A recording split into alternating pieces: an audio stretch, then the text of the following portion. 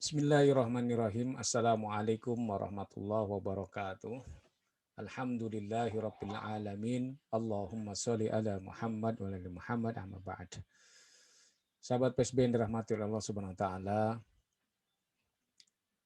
dalam kehidupan manusia, fitrahnya adalah mereka atau manusia akan merasa nyaman bila hidup dalam kondisi yang bersih. Bersih pakaian, bersih tempat, bersih hati, bersih pikiran, intinya bersih semuanya ya, dari segala kotoran yang ada.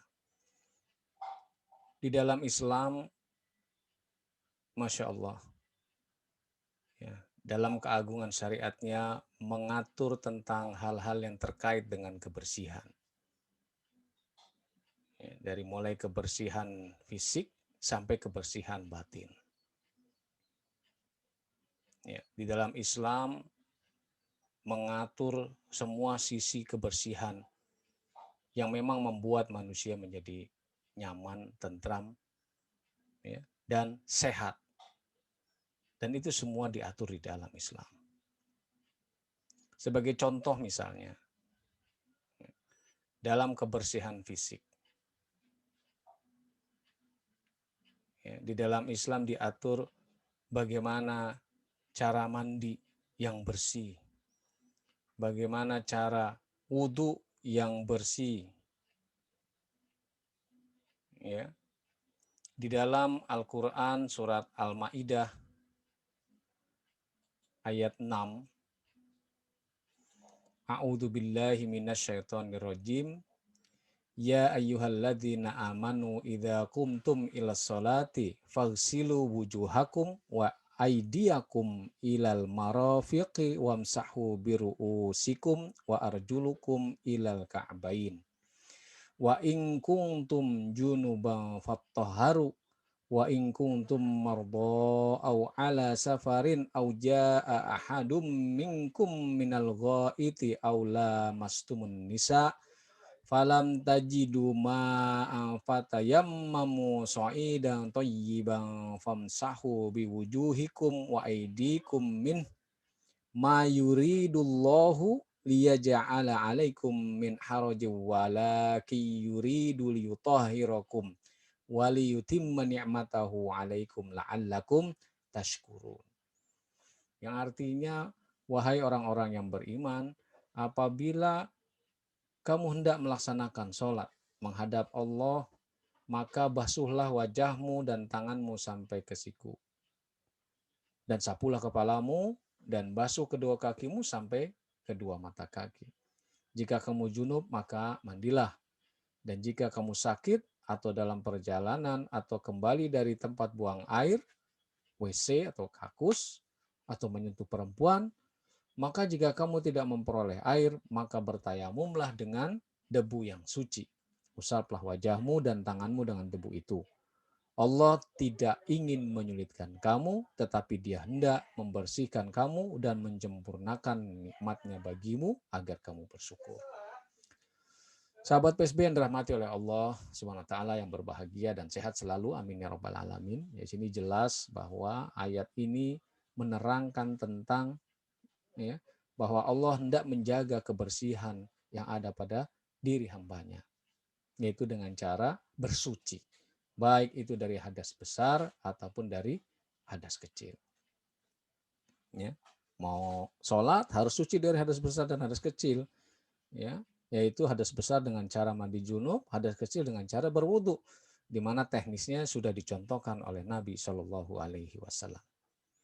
Masya Allah, ajaran yang luar biasa yang begitu memperhatikan kebersihan, ya, sehingga akan berbanding lurus dengan kesehatan. Kebersihan adalah pangkal kesehatan. Sahabat PSB yang berbahagia, ya, di dalam Islam juga ada diatur di dalam fikih tentang bab bersuci, toharoh. Ya, bahwa di dalam dunia ini, dalam kehidupan ini ada yang namanya najis. Dan itu ada di sekitar kita. Di mana Islam mengatur dengan terang dan jelas bagaimana kita menjaga kesucian dari najis itu. Ya. Bahkan sampai dibedakan antara najis ringan, najis sedang, dan najis berat. Najis mukhafafah yang ringan, najis mutawasitoh yang sedang, dan najis mughaladhah. Dan itu pun juga dijelaskan dengan terang di dalam Islam, di dalam ilmu fikih, toharoh, bagaimana cara mensucikan dari najis-najis tersebut. Masya Allah, luar biasa syariat ini. Ya. Dan air pun juga begitu. Ada yang namanya air mutlak, ada yang namanya air mustakmal, ada yang namanya air najis, dan seterusnya. Artinya ada air yang suci dan bisa mensucikan. Tapi ada juga air yang suci tapi tidak bisa mensucikan. Dan bahkan ada air yang bernajis, yaitu air yang sudah bercampur dengan bernajis dan sudah berubah sifat, warna, dan baunya, serta rasanya. Sahabat PSJ yang dirahmati oleh Allah Subhanahu wa Ta'ala, ini adalah satu bukti bahwa Islam itu adalah agama yang kafah, mengatur segala macam sendi kehidupan manusia, yang mana semuanya pasti akan kembali kepada kebaikan manusia itu sendiri. Salah satunya adalah tentang kebersihan. Ya. Bagaimana di dalam Islam juga diatur kebersihan, antara lain adalah dengan memotong kuku, tidak boleh kukunya panjang, ya kan? Kemudian mencabut bulu ketiak, kemudian mencukur bulu kemaluan, kemudian bersiwak atau gosok gigi, ya, itu juga diatur dan diajarkan di dalam Islam. Ya. Kalau kita lihat ada beberapa dalil, ya, di mana hadis-hadis tersebut, ya, berkaitan dengan masalah kebersihan. Di dalam hadis riwayat Tirmizi dari Rasulullah SAW, sesungguhnya Allah Subhanahu wa Ta'ala itu suci, yang menyukai hal-hal yang suci. Dia maha bersih, ya, yang menyukai kebersihan, dan dia maha mulia yang menyukai kemuliaan, dan dia maha indah yang menyukai keindahan. Karena itu bersihkanlah tempat-tempatmu. Ini hadis riwayat Tirmizi. Kemudian di hadis yang lain tentang kebersihan adalah sebagian dari iman. Ya. Dari hadis Ahmad, Muslim, dan Tirmizi disebutkan bahwa bersuci atau taharah itu adalah setengah daripada iman. Ya. Dan kemudian di dalam hadis yang lain, ya, dari Abu Hurairah radhiyallahu an, Nabi Shallallahu Alaihi Wasallam bersabda, ada 5 macam fitrah, ya, yaitu tentang khitan, mencukur bulu kemaluan, memotong kumis, memotong kuku, dan mencabut bulu ketiak. Kesemuanya adalah untuk kebersihan manusia. Semuanya adalah untuk kesehatan manusia.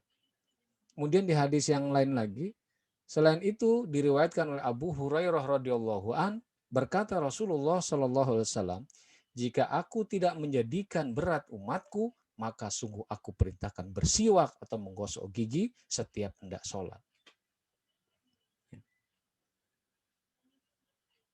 Sahabat PSB yang berbahagia, ya, itu baru kulit-kulitnya saja. Kalau kita akan pelajari lebih dalam, maka akan semakin tahu kita, akan makin terbuka wawasan kita, pandangan kita terhadap Islam, khususnya terhadap hal yang terkait dengan kebersihan. Apakah di dalam keyakinan atau agama lain mengatur sampai sedetil ini seperti di dalam Islam? Yang pasti di dalam Islam itu mengatur semua sisi kehidupan manusia sampai ke hal-hal yang paling kecil dan detail. Lagi-lagi ini adalah merupakan fitrah, kebutuhan dasar manusia yang semuanya kebaikannya akan kembali kepada manusia itu sendiri. Kenapa? Karena Allah lah yang menciptakan kita, karena Allah lah yang memberi kita kehidupan, dan Allah sajalah yang tahu tentang apa yang kita butuhkan dan harus kita penuhi apabila kita ingin mendapatkan kebaikan yang kita inginkan, sehingga kita tetap bisa hidup sehat, tenang, tentram, dan damai, ya, bisa menikmati hidup ini sebagaimana mestinya. Subhanallah, alhamdulillah, wala ilaha illallah, wallahu akbar, wallahu a'lam. Assalamualaikum warahmatullahi wabarakatuh.